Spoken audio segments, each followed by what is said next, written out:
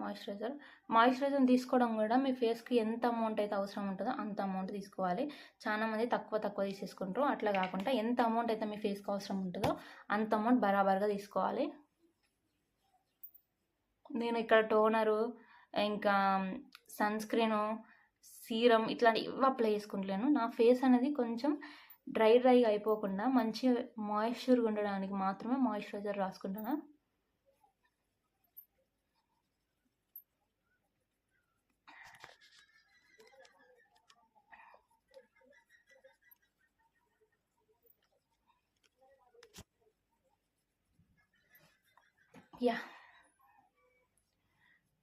ఇంతే. ఇట్లా నేను ఎప్పుడైనా కూడా స్నానం చేసిన వెంబటే ఈ మాయిశ్చరైజర్ అనేది అప్లై చేసుకుంటా. మీరు కూడా ఆఫ్టర్ బాతింగ్ కూడా ఇట్లా చేసుకోండి.